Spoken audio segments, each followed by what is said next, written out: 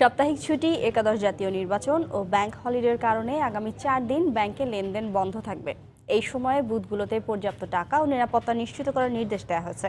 এ তথ্য জানিয়েছেন বাংলাদেশ ব্যাংকের মুখপাত্র সিরাজুল ইসলাম। সব ব্যাংকেই আমাদের ওইরকম নির্দেশনা দেওয়া হয়েছে যে এই 4-5 দিন যাতে কোনো অবস্থাতেই যাতে টাকার ক্রাইসিস না হয়। প্রত্যেকটা ব্যাংকেরই কিন্তু এখন বুথ আছে, সাফিসিয়েন্ট সেখানে ফান্ড রাখতে হবে এবং নিরাপত্তার দিক থেকেও তাদের সবসময় সতর্ক থাকতে হবে। সব ব্যাংকগুলোও কিন্তু আমাদের কাছে নিশ্চিত করেছে, এই ব্যাপারে আমরা যা যা করার দরকার সবই আমরা নিশ্চিতভাবে করেছি। শুক্রবার সকাল 8টায় শেষ হচ্ছে একাদশ জাতীয় সংসদের নির্বাচনের আনুষ্ঠানিক প্রচারণা। তাই শেষ সময়ে গণসংযোগে ব্যস্ত মহাজোটের প্রার্থীরা মিছিল, মিটিং আর লিফলেট বিতরণ করে ভোটারদের মন জয়ের চেষ্টা করছেন তারা। উন্নয়ন আর মুক্তিযুদ্ধের চেতনা সমুন্নত রাখতে নৌকায় ভোট দেওয়ার আহ্বান জানান।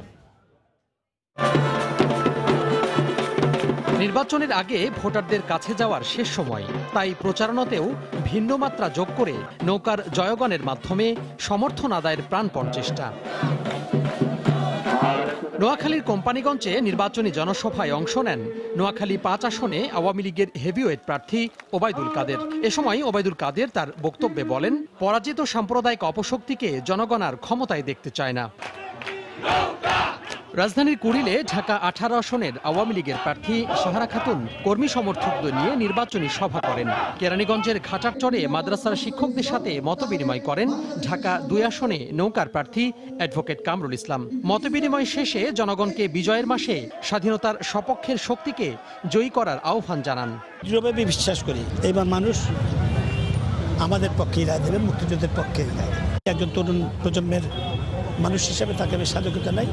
পিতা বা বিএনপির রাজনীতির সাথে, সন্ত্রাসের সাথে, মিথ্যাচারের সাথে সে যাতে কোনো অবস্থায় সম্পৃক্ত না হয়। কামরাঙ্গীরচরে 55 নম্বর ওয়ার্ডে অ্যাডভোকেট কামরুল ইসলামের পক্ষে ভোট প্রার্থনা করেন তার স্ত্রী তাইবা ইসলাম। ব্রাহ্মণবাড়িয়া সদরের বিভিন্ন এলাকায় গণসংযোগে ব্যস্ত সময় পার করেছেন ব্রাহ্মণবাড়িয়া 3 আসনের আওয়ামী লীগ প্রার্থী রআমা ওবায়দুল মুক্তাদির চৌধুরী। এ সময় তিনি উন্নয়নের জন্য নৌকার পক্ষে ভোট চান। আমার তো মনে হয় খুবই ভালো অবস্থানে আছি আমরা আগেও ভালো অবস্থানে ছিলাম, দিন দিন সেই অবস্থান আরো সুদৃঢ় হচ্ছে। পুরো গ্রাম মূল্যে সিদ্ধান্ত নিয়েছে তারা নৌকার পক্ষে ভোট দিবে। এছাড়াও রাজশাহী, খুলনা ও ভোলা সহ সারা দেশে কর্মী সমর্থকদের নিয়ে নির্বাচনী গণসংযোগ চালান আওয়ামী লীগ ও মহাজোটের অন্যান্য প্রার্থীরা। তোহা খান তামিম, সময় সংবাদ। আওয়ামী লীগের প্রচারণা খবর জানাতে এই মুহূর্তে কামরাঙ্গীরচরে আছেন রিপোর্টার ওবায়দুল্লাহ মামুন এবং ঝালকাঠিতে আছেন রাশেদ বাপ্পি। সরাসরি চলে যাচ্ছে তাদের কাছে। প্রথমে যাচ্ছে মামুনের কাছে। মামুন। কাজল, আপনি জানেন যে আগামী 30 ডিসেম্বর একাদশ জাতীয় সংসদ নির্বাচন অনুষ্ঠিত হতে যাচ্ছে। সেই নির্বাচনকে সামনে রেখে কিন্তু বাংলাদেশের প্রত্যেকটি আসনেই কিন্তু এখন প্রচারণা তুঙ্গে, কারণ প্রচারণার জন্য মাত্র সময় রয়েছে আর একদিন, আজকের দিন বাদে। তো আমি যদি বলি যে এই মুহূর্তে আমি নির্বাচনী প্রচারণা খবর জানাতে রয়েছি রাজধানীর কামরাঙ্গীরচর, অর্থাৎ ঢাকার যে 2 নির্বাচনী আসন রয়েছে, সংসদীয় আসন 2, সেখানে রয়েছে। এখানকার আওয়ামী লীগ মনোনীত প্রার্থী রয়েছেন অ্যাডভোকেট কামরুল ইসলাম, যিনি দুইবার এর আগেও এখানকার এই আসন থেকে সংসদ সদস্য হিসেবে নির্বাচিত হয়েছেন। তো সকালে ওনার পক্ষে কামরাঙ্গীরচর এলাকায় অর্থাৎ 55 নম্বর ওয়ার্ডে, যেটি ঢাকা দক্ষিণ সিটি কর্পোরেশনের 55 নম্বর ওয়ার্ড, এই ওয়ার্ডে তার পক্ষে প্রচারণা চালিয়েছেন তার স্ত্রী এবং পরিবারের লোকজন। এরপরে একই সময় অর্থাৎ 10:30 থেকে শুরু করে 11:15 এই সময়টাতে অ্যাডভোকেট কামরুল ইসলাম তার নির্বাচন এলাকার যেখানে শুরু, অর্থাৎ বসিলা ব্রিজের পর থেকে, যেখানে কেরানীগঞ্জ উপজেলায় পড়েছে জায়গাটি, সেখানে কয়েকটি কওমি মাদ্রাসা রয়েছে। সেই কওমি মাদ্রাসার আলেমদের সাথে, আলেম সমাজের সাথে উনি মতবিনিময় সভায় মিলিত হয়েছেন। সেই মতবিনিময় সভায় আলেমদের সাথে কথাবার্তা বলেছেন, আগামী সংসদ নির্বাচনে ভোট চেয়েছেন। নির্বাচনে আওয়ামী লীগকে কি যেন ভোট দেয় বা তাকে নৌকার প্রার্থীকে যেন ভোট দেয়, সেই বিষয়টি তারা আসলে আলেমদের সাথে শেয়ার করেছেন। যেন গত 10 বছরে আলেম সমাজের উন্নয়নে কী কাজ করেছে সরকার, সেই বিষয়গুলি নিয়েই কিন্তু আসলে আলেমদের সাথে তারা কথা বলেছেন। যেন আগামীতে এই আলেম সমাজের একটা বিশাল ভোট রয়েছে, সেই ভোটটি যেন নৌকার পক্ষে আসে। কারণ আমরা জানি যে এই কেরানীগঞ্জ কামরাঙ্গীরচর এলাকায় কিন্তু অনেকগুলো ধর্মীয় শিক্ষা প্রতিষ্ঠান রয়েছে, বিশেষ করে মাদ্রাসা রয়েছে। সেই বিশাল একটি ভোট ব্যাংকে লক্ষ্য করে কিন্তু আজকে অ্যাডভোকেট কামরুল ইসলাম তার প্রচারণা চালিয়েছেন। তো এই মুহূর্তে ঝালকাঠিতে রয়েছেন সহকর্মী রাশেদ বাপ্পি, আমরা চলে যাব সেখানে। বাপ্পি। মামুন, ঢাকার মতো শেষ মুহূর্তের ভোট উৎসবের এই আনন্দে কিন্তু পিছিয়ে নেই দক্ষিণের জনপদের জেলা ঝালকাঠিও। সকাল থেকে আমরা ঝালকাঠির যে দুইটি সংসদীয় আসন রয়েছে, ঝালকাঠি 1 এবং 2, এই দুটি সংসদীয় আসনে আমি ঘুরে বেরিয়েছি। ঝালকাঠি 1 সংসদীয় আসন, যেটি কাঠালিয়া এবং রাজাপুর উপজেলা নিয়ে গঠিত। এই সংসদীয় আসনে মোট 5 জন প্রার্থী প্রতিদ্বন্দ্বিতা করছেন।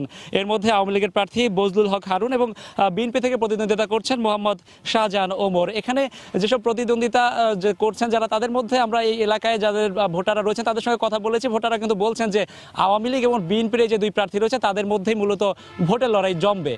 এখানে আমি একটু জানিয়ে রাখতে চাই, বজলুল হক হারুন তিনি কিন্তু তার নিজের বাসা কানুদাসকাঠি, রাজাপুরের কানুদাসকাঠিতে তিনি গণসংযোগ করেছেন।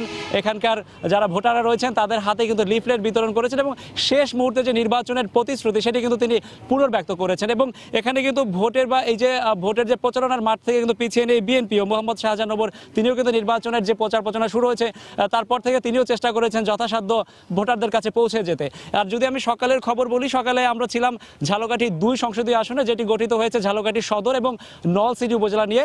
এই ঝালকাঠি সংসদীয় এই 2 আসনে আওয়ামী লীগের হেভিওয়েটে একজন প্রার্থী রয়েছেন আমির হোসেন আমু। তিনি সকালে কিন্তু প্রচারণা করেছেন। তিনি একটি পথসভায় অংশ নিয়েছিলেন, যেটি বিনয়কাঠি দাসেরপুর এলাকায়। সেখানে তিনি পথসভায় অংশ নিয়ে তিনি সেখানকার যে তাদের ভোটার রয়েছেন সেই ভোটারদের কাছে কিন্তু তার প্রতিশ্রুতি পুনর্ব্যক্ত করেছেন। তিনি বলেছেন যাতে যদি আবার তাকে নির্বাচিত করা হয় সেক্ষেত্রে এই এলাকার যত উন্নয়ন রয়েছে এবং চলমান যে উন্নয়ন কাজগুলো রয়েছে সেগুলো তো তিনি শেষ করবেনই, একই সঙ্গে আরও নতুন নতুন উন্নয়নমূলক কর্মকাণ্ডের সঙ্গে সম্পৃক্ত হবেন। আমি একটু জানিয়ে রাখতে চাই, এখানে মোট প্রার্থী রয়েছেন 5 জন। আর এই 2 আসনে কিন্তু মোট যে প্রার্থী রয়েছে এর মধ্যে যে জাতীয় পার্টির যে প্রার্থী রয়েছে এম.এ. কুদ্দুস খান, তিনি কিন্তু তিনি প্রতিদ্বন্দ্বিতার মাঠে থাকলেও কিন্তু তিনি সমর্থন দিয়েছেন নৌকার পক্ষে। গত মঙ্গলবার তিনি মহাজোটের একটি জনসভায় যোগ দিয়ে তিনি নৌকার পক্ষে ভোট চেয়েছেন। অর্থাৎ বলা যেতে পারে এই যে 2টি সংসদীয় আসন রয়েছে, 2 সংসদীয় আসনে আওয়ামী লীগ এবং বিএনপির প্রার্থীর মধ্যেই মূল প্রতিদ্বন্দ্বিতা জমবে। কাজল, ঝালকাঠির সংসদীয় আসন 1 এবং 2 থেকে আমার হাতে এই ছিল সবশেষ খবর।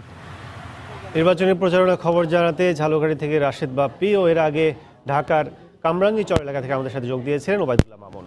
যাচ্ছি পরের সংবাদে। শেষ দিনের প্রচারণায় ব্যস্ত সময় কাটাচ্ছেন বিএনপি ঐক্যফ্রন্ট প্রার্থী এবং তাদের কর্মী সমর্থকরা। উন্নয়নের নানা প্রতিশ্রুতি দিয়ে ভোট চাইছেন তারা।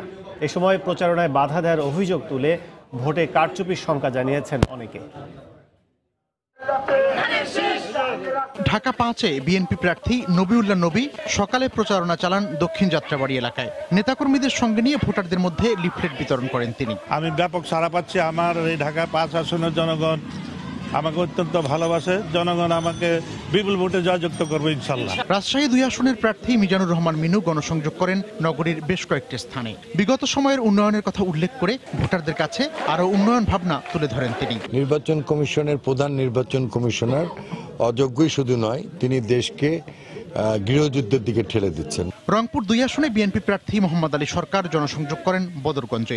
এ সময় তিনি নেতাকর্মী ও নির্বাচনী এজেন্টদের হয়রানির অভিযোগ করেন। পুলিশের নির্যাতনটা খুব বেশি, আমাদের কর্মীরা তো কেউ বাড়িতে নেই, হাজার হাজার কর্মী বাড়ি ছাড়া হয়ে আছে। খুলনা 2 আসনে ঐক্যফ্রন্ট প্রার্থী নজরুল ইসলাম মঞ্জু কদমতলা সহ আশপাশের এলাকায় ভোট প্রার্থনা করেন। এ সময় তিনি প্রচারণায় বাধা দেওয়ার অভিযোগ করেন। চাই অবাধ সুষ্ঠু নির্বাচন এবং আমাদের সকল নেতাকর্মীদের মুক্তি, কোনটাই হয় নাই, বরঞ্চ নতুন নতুন মামলা দিয়ে ওয়ারেন্ট বের করে আমার কর্মীদের ঘর ছাড়া করা হয়েছে। সিলেট, হবিগঞ্জ ও ময়মনসিংহ সহ দেশের বিভিন্ন স্থানে প্রচারণায় নেমেছেন ঐক্যফ্রন্ট প্রার্থীরা।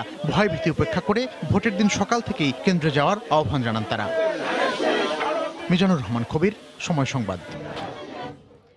বিএনপির প্রচারণার খবর জানাতে এই মুহূর্তে মোহাম্মদপুর এলাকায় আছেন রিপোর্টার এহসান জুয়েল এবং পঞ্চগড়ে আছেন সালাউদ্দিন সুমন। সরাসরি চলে যাচ্ছে তাদের কাছে। প্রথমে যাচ্ছে জুয়েলের কাছে।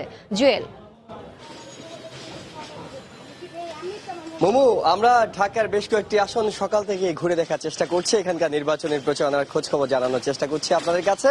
যেহেতু আগামীকাল সকাল 8টা পর্যন্ত নির্বাচনের প্রচারণা চালানো যাবে, সেক্ষেত্রে আজকে দিনটিকে একেবারে শেষ সময়ের প্রচারণা এখনই বলা যাচ্ছে না। তবে আমরা সে তুলনায় প্রার্থীরা যতটা সক্রিয়ভাবে নামার কথা, যতটা প্রচারণায় অধিক মনোযোগী হওয়ার কথা, সেটি ঠিক দেখিনি। অন্যান্য দিনের মতোই আসলে প্রচারণাটি চলছে। আমরা এই মুহূর্তে রয়েছি ঢাকা 13 আসনে। এখানকার এখানকার ঐক্যফ্রন্টের প্রার্থী আব্দুস সালাম তিনি কিছুক্ষণ আগে এই শ্যামলী শাহী মসজিদ এলাকায় তিনি প্রচারণা চালিয়েছেন। এখানে মূলত নামাজ পড়েছেন, তিনি নামাজ পড়া শেষে আবার প্রচারণা শুরু করছেন। এর আগে তিনি আদাবর, জেনেভা ক্যাম্প, মোহাম্মদপুরের বিভিন্ন এলাকায় প্রচারণা চালিয়েছেন এবং এই প্রচারণা শেষ করে তিনি এখন আবার নামাজ শেষে প্রচারণা শুরু করছেন। আর এখানকারই মহাজোটের প্রার্থী আওয়ামী লীগের নেতা যিনি সাদেক, তিনি কিছুক্ষণ পরে তিনি শুরু করবেন তার নির্বাচনী প্রচারণা। মূলত এই সাদেক খানের নির্বাচনী প্রচারণাটি শুরু হবে রায়ের বাজারের বৈশাখী মাঠ থেকে। সেখান থেকে দুপুর 2:30টায় একটি বেশ বড় সড়ো মিছিল নিয়ে তিনি শেষ দিনের নির্বাচনী প্রচারণা শুরু করার কথা রয়েছে। এছাড়া আপনাকে একটু জানিয়ে রাখি, আজ বিকালে ঢাকা 12 আসনের আসাদুজ্জামান খান কামাল স্বরাষ্ট্রমন্ত্রী তিনি তার নির্বাচনী প্রচারণা শুরু করবেন। একইভাবে ঢাকা 17 আসনের আওয়ামী লীগের প্রার্থী আকবর হোসেন পাঠান, যিনি চিত্রনায়ক ফারুক নামে পরিচিত, তিনি বিকেল 3টায় বনানী পার্টি অফিস থেকে তার নির্বাচনী প্রচারণার কাজ শুরু করবেন এবং অন্যান্য দলের নেতারা যারা প্রার্থী হয়েছেন তারাও কম বেশি আজকে নির্বাচনী প্রচারণা করছেন। আমরা এই মুহূর্তে নির্বাচনী প্রচারণার খবর জানতে পঞ্চগড়ে চলে যাব। সেখানে আছেন আমাদের রিপোর্টার সালাউদ্দিন সুমন।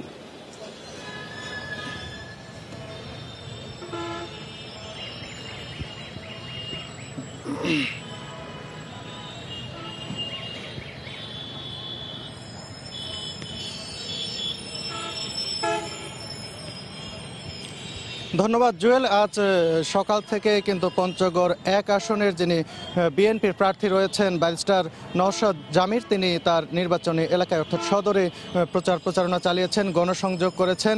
তিনি তার এই সদরের কলেজ রোড এলাকায় বিভিন্ন দোকানে গেছেন, আশপাশে যে মানুষজন আছেন তাদের কাছে গেছেন। তিনি তার পোস্টার যে বিলি এবং হ্যান্ডবিল যেগুলো রয়েছেন সেগুলো বিলি করেছেন এবং ধানের শীষ মার্কায় তিনি ভোট চেয়েছেন। পাশাপাশি তিনি যে ব্যবসায়ীরা রয়েছেন তাদের কাছে গেছেন এবং তিনি ভোট চেয়েছেন। পাশাপাশি তিনি বলেছেন যে যদি তাকে ভোট দেওয়া হয় তাহলে এই এলাকার উন্নয়ন তিনি করবেন, সেই প্রতিশ্রুতিগুলো দিচ্ছেন।